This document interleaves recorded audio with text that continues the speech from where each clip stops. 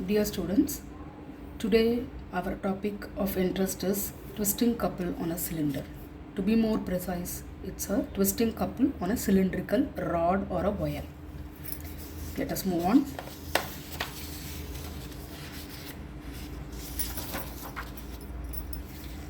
Okay, now I am going to consider a cylindrical rod.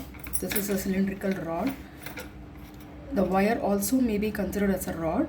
You can imagine the wire also is cylindrical in shape. So cylindrical rod or a wire. So we are considering a cylindrical rod or a wire of length L, right, and radius R. This O, the center dotted line, is the axis of the cylinder. That is central axis of the cylinder, which we are going to take it as reference. Now this end of the one end of the rod is going to be fixed and the other end is going to be free. Now in the other end, at the free end, we are going to apply a couple. We are going to apply a couple. This is the fixed end, this is the free end. At the free end, a couple is applied such that in a plane perpendicular to the length and whose axis coincide with this axis. That is, along this axis only we are going to apply the couple. You can see the direction here, the arrow marks here. This represents the couple. So when such a couple is applied, the radius of each circular cross section of the rod gets rotated. Okay, and this rotation is going to be proportional to the distance of the cross section from the fixed end. Okay, now if you look at this, since this end is fixed, this is free. Because of this couple, the line OB dash is shifted to line OB is shifted to line OB dash. Now there is going to be an angle formed here. You can see the angle phi, right? So this angle phi through which any cross section rotates is called angle of twist. Okay, so we have an angle phi which is called, it is formed between OB dash. Why? Because OB is now shifted to OB dash. Why this B is shifted to B dash? Because of the couple. So we have an angle of twist. Now this couple is going to provide a circular motion. So we are just imagining it to be twisting. So therefore we call this as twist, angle of twist phi. Okay. Now as the rod is twisted, right, now we have this axis. From the fixed end you are going to move, right? When you move, the angle of twist at the fixed end will be 0, and as you move towards the free end it becomes maximum. Okay, now as the rod is twisted or as the couple is applied at the free end, we are also going to have a line, generating line AB here. Look at the line AB. Now since B is shifted to B dash, the line AB is also shifted to AB dash. Okay, so there also an angle is formed here. The theta is the angle is formed, right? Now this is twist. Now this line AB is moved to AB dash.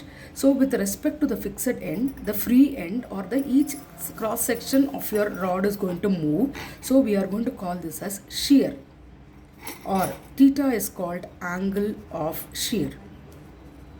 Okay, so theta is called angle of shear.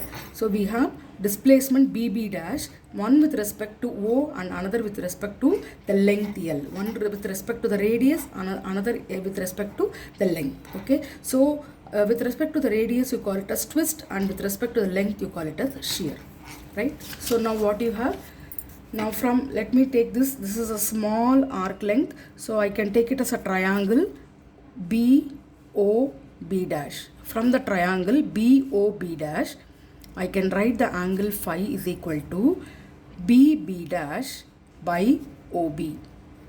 So here BB dash, let us have it as such. OB is nothing but the radius,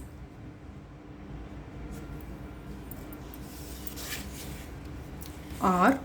So I get BB dash is equal to R phi. In the same way, I have got a theta here.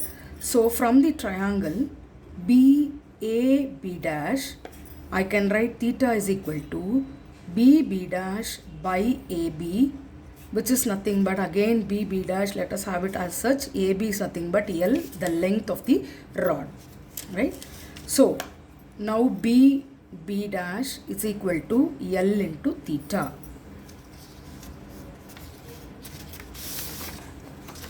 So you have got two equations for BB dash. One is R phi and another one is L theta. Phi is angle of twist and theta is angle of shear. So the left hand sides are same. So equating the right hand side, L theta is equal to R phi. Okay, right? So L theta is equal to R phi. Or I can write theta is equal to R by L phi. So let us have this equation as such. Okay. Now I need to find the twisting couple on a cylinder. So the same cylinder, let us now imagine that it is made up of coaxial cylinder. Coaxial means you can imagine a cylindrical rod like this, and imagine there are so many small cylinders that are embedded inside like this, right? So they are all called as coaxial cylinders. Okay, so I am going to consider one such coaxial cylinder at a distance x from the axis, the center OO dash, and of thickness dx. So this is thickness dx, and this first cylinder is at the distance of x. So the second one is at a distance x plus dx, right? So I'm going to consider one such cylinder at a distance x and thickness dx, right? Now we are applying a couple here, right? Since angle of shear is there, we are going to consider tangential force. The modulus that is associated is rigidity modulus. So let us consider the tangential force as F. Okay, because of the couple here, there is going to be a rigidity modulus. Now we are going to find out the stress and strain. So let the tangential force be F. Now what is this tangential force? This is a force that through which your one such cylinder at a distance x is going to be twisted. Okay. Now that is, this F is acting on the elemental cylindrical shell of width or radius x and thickness dx. Okay. Now the area of this shell is nothing but, this is the shell, you can see here. So this is the entire shell I am going to consider. Okay. So this is the area of this shell, can be written as the circumference into the thickness. Now I know the thickness is dx. Okay. The circumference of this is nothing but 2 pi x. Now here our radius is x. So 2 pi into the radius is circumference. So the area is nothing but 2 pi x into dx. Now we know stress. In this case it is tangential stress. Tangential stress is nothing but, stress is always defined as force per area. So here force by area.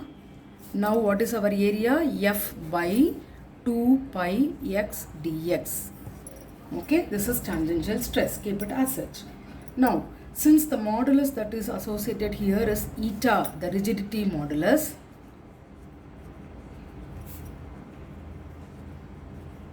Eta is the rigidity modulus.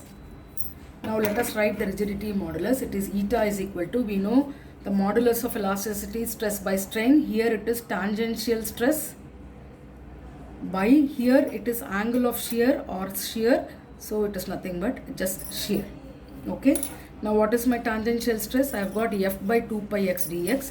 So F by 2 pi x dx. My shear is nothing but theta, or angle of shear or shear, both are same. So we get F by 2 pi x dx by theta. Okay. Now we know theta from this equation is equal to R by L into phi, because we are concerned about the twist, not the shear. So I am going to replace my theta in terms of phi. So your eta now becomes F by 2 pi x dx into, when I substitute theta is equal to R by L phi, R by L will be reversed. So I will get L by R phi. Okay. Now in our case the radius R is nothing but x. So I am going to write it as L by x into phi. Okay. So what happens here? F L phi in the numerator. I have 2 pi I have x and x, it becomes x squared dx is equal to, the left hand side is eta, the rigidity modulus. Okay. Now, moment of this force. Now I will rearrange this equation. This equation, now it is rearranged for F.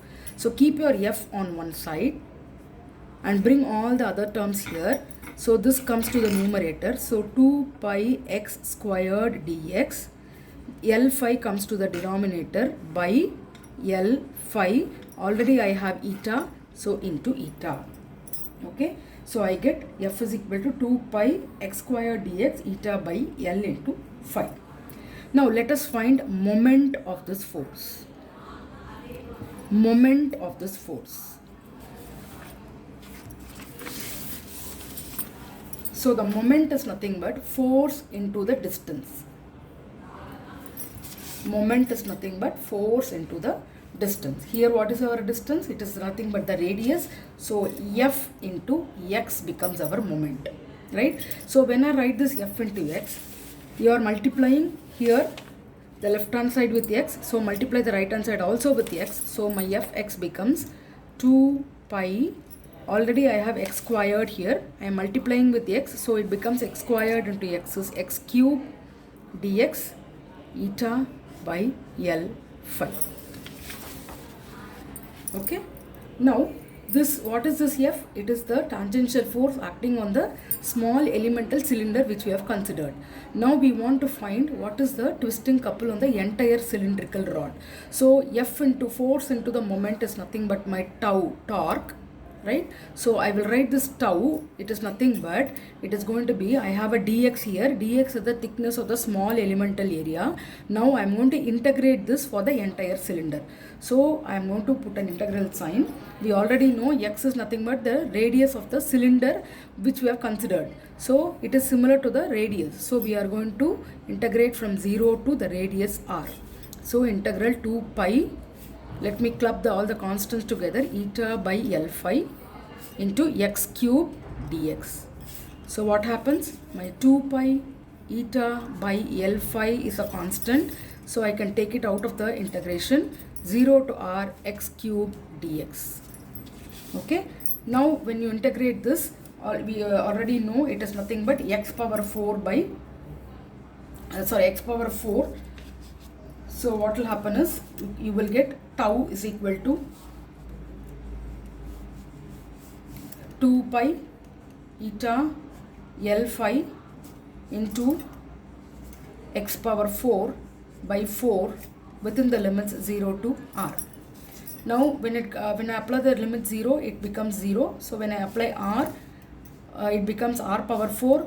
There is a 2 here. This gets cancelled. So tau is equal to pi eta r power 4 by 2 L phi.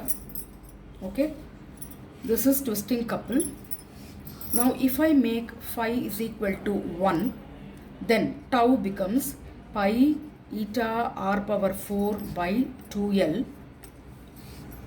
This is called the couple, twisting couple per unit twist.